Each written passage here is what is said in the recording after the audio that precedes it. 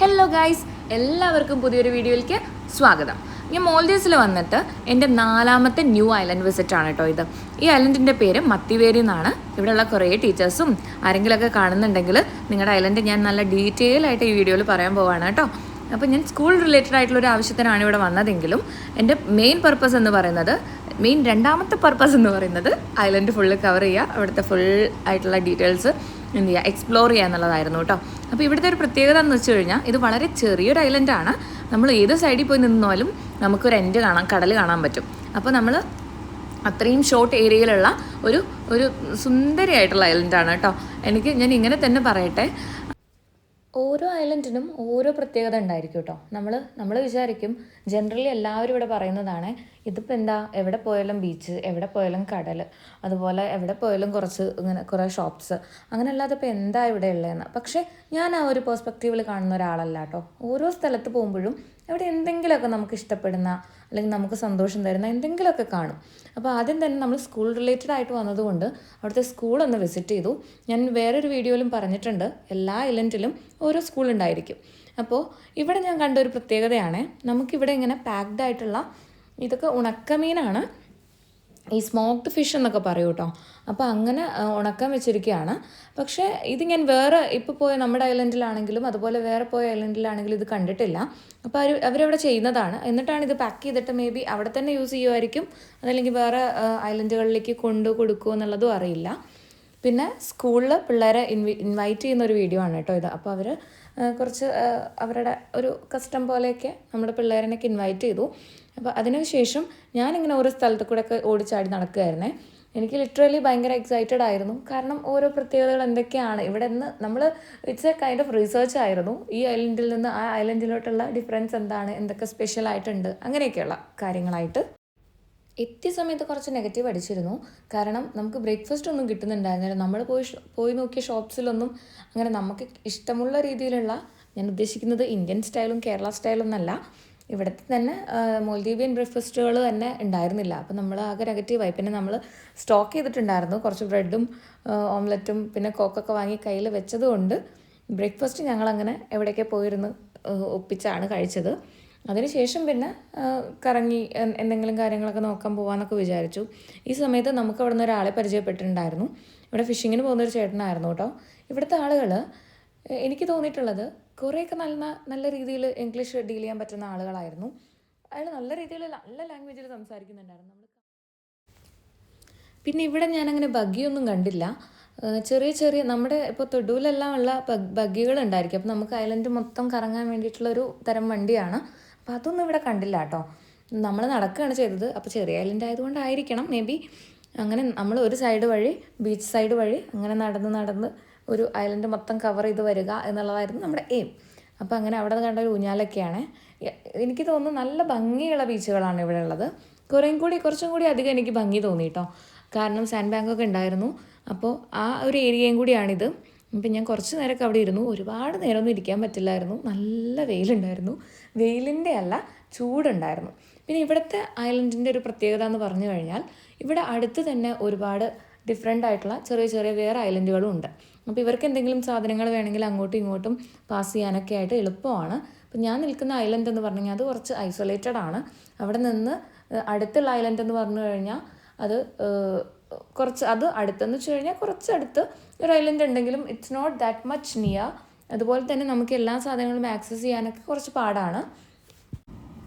പിന്നെ ഇവിടെ എനിക്ക് ഏറ്റവും ഇഷ്ടം തോന്നിയിട്ടുള്ള ഇവിടുത്തെ തെങ്ങിൻ തോപ്പുകളാണ് കേട്ടോ. നമ്മുടെ നാട്ടിലൊക്കെയുള്ള നല്ല കേരളീയമായിട്ടുള്ള അതുപോലെയുള്ള കുറേ നല്ല രസമുള്ള കുറേ തെങ്ങിൻ തോപ്പുകളുണ്ടായിരുന്നു. ഒരുപാട് തേങ്ങയുണ്ട് ഇവിടെ. എനിക്ക് തോന്നിയിട്ടുള്ളത്, ഞാൻ ഓരോ സ്ഥലത്ത് നോക്കുമ്പോഴും ഇവിടെ ഇങ്ങനെ കൂട്ടി തേങ്ങ ഇട്ടൊക്കെ ഞാൻ കണ്ടിട്ടുണ്ടായിരുന്നു കേട്ടോ. പിന്നെ ഇതിൻ്റെ ഇടയിൽ തന്നെ ഇവരുടേതായ ട്രോപ്പിക്കൽ ഫ്രൂട്ടും അതുപോലത്തെ ഉള്ള പ്ലാന്റ്സും ഒക്കെ ഇതിൻ്റെ ഇടയിലൊക്കെ കാണാൻ പറ്റും. ഇതൊരു തരം ചക്കയാണ്. ഇത് വെച്ച് ഇവർ ഐസ്ക്രീംസൊക്കെ ഉണ്ടാക്കുന്നത് ഞാൻ കണ്ടിട്ടുണ്ട്, അതുപോലെ കഴിച്ചിട്ടുമുണ്ട്. It's really tasty. പക്ഷേ അതിൻ്റെ പേരെന്താണെന്ന് എനിക്ക് ഓർമ്മ കിട്ടുന്നില്ല. എനിക്ക് കേട്ടതായിട്ടും എനിക്ക് ഓർമ്മയില്ല. സോ ഞാൻ അതിനത്രയും ഫോക്കസ് കൊടുത്തിട്ടില്ലെന്ന് തോന്നുന്നു. അങ്ങനെ നമ്മൾ വീണ്ടും നടത്താൻ തന്നെയാണ്. അതിൻ്റെ ഇടയിൽ കുറേ ഗസ്റ്റ് ഹൗസുകൾ കാണുന്നുണ്ട്, കുറേ ഷോപ്സ് കാണുന്നുണ്ട്. പക്ഷെ നമ്മളിപ്പോൾ പോകുന്ന വഴിയൊന്നും ഷോപ്സ് ഇല്ല കേട്ടോ. പിന്നെ അങ്ങോട്ട് കണ്ടില്ലേ, എനിക്ക് എന്താ പറയുക, ഈ ഏരിയാസൊക്കെ കാണുമ്പോൾ നമ്മുടെ മണ്ണ് കാണുമ്പോഴല്ലാതെ ഈ ചെടികളൊക്കെ കാണുമ്പോൾ വേറൊരു രാജ്യമാണെന്നോ മോൾഡീവ്സ് ആണെന്നോ ഒന്നും തോന്നില്ല കേട്ടോ. ശരിക്കും ഈ ടൂറിസ്റ്റുകളൊക്കെ ഉണ്ടല്ലോ, ഇതൊക്കെ കണ്ട് എൻജോയ് ചെയ്യാൻ വേണ്ടിയിട്ട് തന്നെയാണ്. അത് ഒരു പീസ് ഓഫ് മൈൻഡ് എന്ന് പറയുന്ന സാധനം ഉണ്ടല്ലോ, അത് നമുക്ക് നല്ല പീസ്ഫുള്ളായ സ്ഥലത്ത് പോയാൽ കിട്ടുമല്ലോ. അങ്ങനെയൊക്കെയാണല്ലോ. അപ്പോൾ അതിൻ്റെയൊക്കെ ഒരു ഇതിലായിരിക്കും ഇവരൊക്കെ ഇവിടെ വരുന്നുണ്ടാവുക. സത്യമായിട്ടും ഞാൻ ഒരു ചൈൽഡ് ഇൻ മീ എന്നൊക്കെ പറയുന്ന ഒരു മൊമെൻ്റ് ആയിരുന്നു. ഞാനിങ്ങനെ മരത്തിലൊക്കെ കയറി ശരിക്കും ഞാൻ എൻജോയ് ചെയ്ത ഒരു ഡേ ആയിരുന്നു കേട്ടോ. ഞാൻ വെറുതെ വീഡിയോസിന് വേണ്ടിയിട്ട് അല്ലെങ്കിൽ വെറുതെ വീഡിയോയിൽ കുറച്ചിട്ട് കാണിക്കാൻ വേണ്ടി പറയുന്നൊന്നുമല്ല. Literally a day without any pressure or ഒന്നും ആലോചിക്കാതെ നമ്മളായി നമ്മളെന്താണോ നമ്മൾ ഒരു ഹാപ്പി പാർട്ട് ഇങ്ങനെ ഫൈൻഡ് ഔട്ട് ചെയ്തിട്ട് അതിൻ്റെ കൂടെ ഇങ്ങനെ പോകാമെന്ന് പറയുന്ന ഒരു ടൈമായിരുന്നു. അപ്പോൾ അവിടെ കണ്ട മരമൊക്കെ കയറി കുറേ ഓടി നടന്ന് കുറേ ചാടി കളിച്ചൊക്കെ ആയിരുന്നു കേട്ടോ ഞാനിങ്ങനെ നടന്നുകൊണ്ടിരുന്നത്. പിന്നെ അവിടെ ക്രൗഡില്ല, അതുപോലെ അത്രയും ബഹളങ്ങളില്ല, ആളുകൾ കുറവാണ്. അപ്പോൾ അതുകൊണ്ട് നമുക്കിങ്ങനെ ഫ്രീ ആയിട്ട് നടക്കാൻ പറ്റും. പിന്നെ ഇവിടെ ഞാൻ കണ്ടിട്ടുള്ള ഒരു പ്രത്യേകത എന്ന് പറഞ്ഞു കഴിഞ്ഞാൽ ഇത് ഭയങ്കരമായിട്ട് ഡെവലപ്പിംഗ് ആയിട്ടുള്ള അല്ലെങ്കിൽ ഡെവലപ്മെൻറ്റ് വന്നുകൊണ്ടിരിക്കുന്ന ഒരു ഐലൻഡാണ്. കുറേ സ്ഥലത്ത് ഇവർ കുറേ സാധനങ്ങൾ ഇങ്ങനെ കുറേ കാര്യങ്ങൾ ഇങ്ങനെ ഇനിഷ്യേറ്റീവായിട്ട് തുടങ്ങി വെച്ചിട്ടുണ്ട്. അതുപോലെ കുറേ ബിൽഡിങ്സ്, കുറേ ഐഡിയാസൊക്കെ കാണാൻ പറ്റും കേട്ടോ. ഞാൻ നേരത്തെ പറഞ്ഞില്ലേ ഒരു ഫ്രൂട്ടിൻ്റെ കാര്യം, ഒരു ചക്ക പോലത്തെ അതാണിത് കേട്ടോ. അതിങ്ങനെ വീണ് കിടക്കുകയാണ് താഴെ. ഇത് ഇത്രയും പഴുത്തിട്ടുള്ള ഇത്രയും റൈപ്ഡായിട്ടുള്ള സാധനമാണ് ഇവരെടുത്തിട്ട് ഓരോ സംഭവം ഉണ്ടാക്കുന്നത്. ഈ മരത്തിൽ വളരെ വലിയ ഫ്രൂട്ട്സ് കാണാൻ പറ്റുന്നുണ്ടായിരുന്നു. ഞാൻ നേരത്തെ കാണിച്ചതിൽ വളരെ ചെറുതായിരുന്നു കേട്ടോ. അപ്പോൾ അതുകൊണ്ട് അത് നിങ്ങൾക്ക് മനസ്സിലായി കാണില്ല.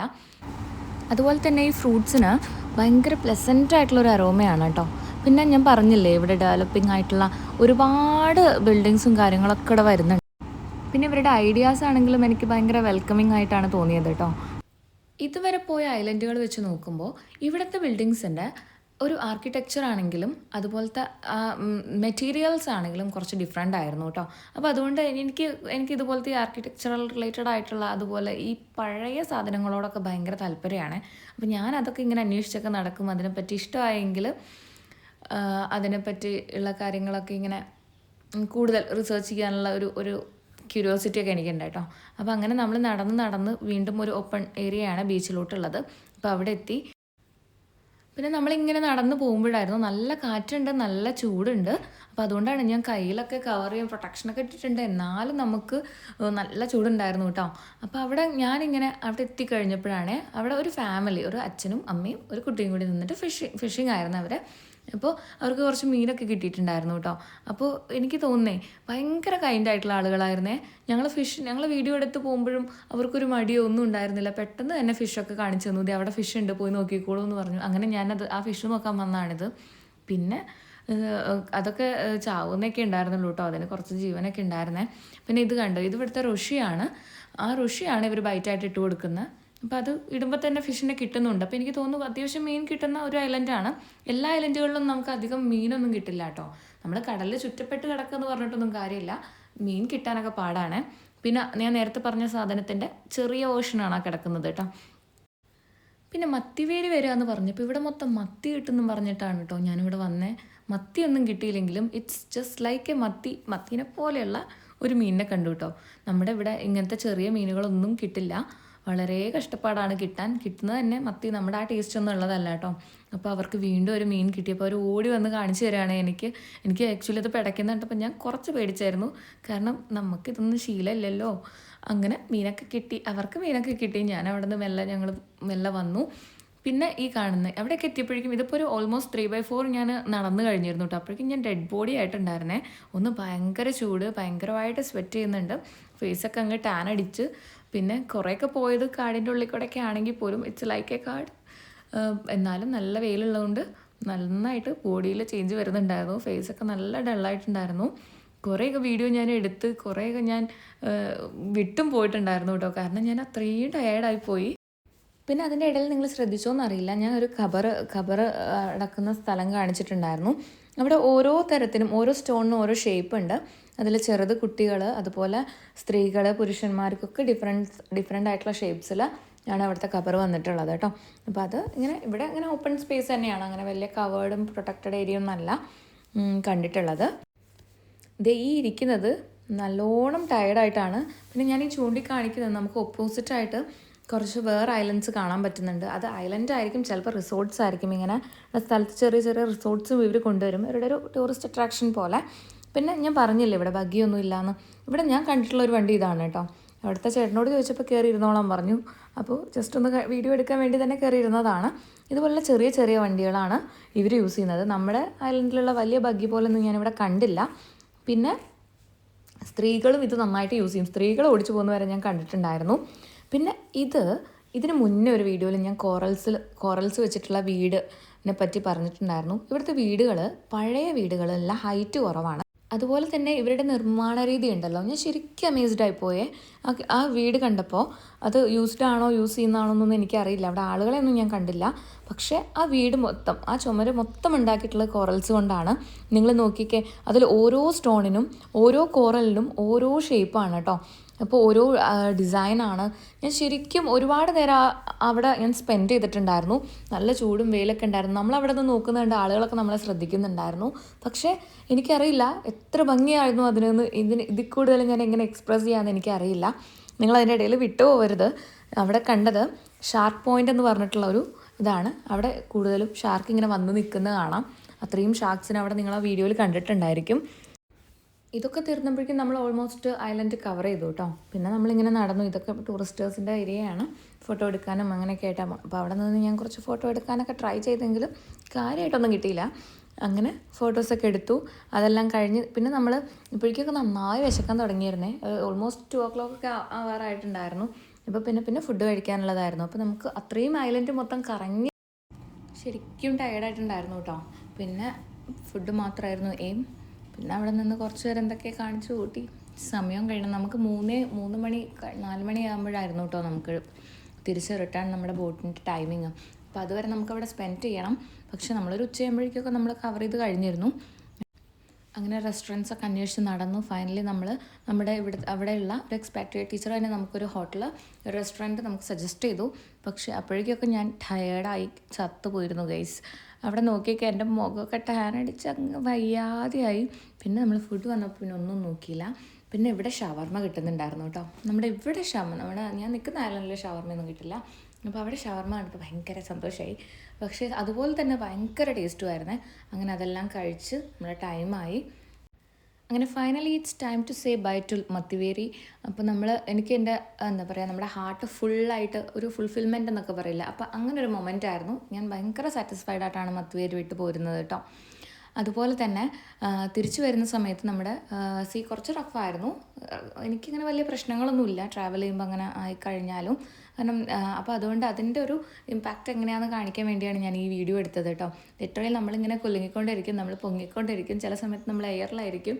അപ്പോൾ അങ്ങനെ ഒരു ഡേ കംപ്ലീറ്റ് ആയിട്ട് ഞാൻ എനിക്ക് വേണ്ടി സ്പെൻഡ് ചെയ്ത പോലെ എനിക്ക് ഫീൽ ചെയ്ത ഒരു ഡേ ആയിരുന്നു ഇന്ന്. അപ്പോൾ അത്രയൊക്കെയുള്ളൂ. വേറൊരു വീഡിയോ ആയിട്ട് വീണ്ടും കാണാം. ബൈ.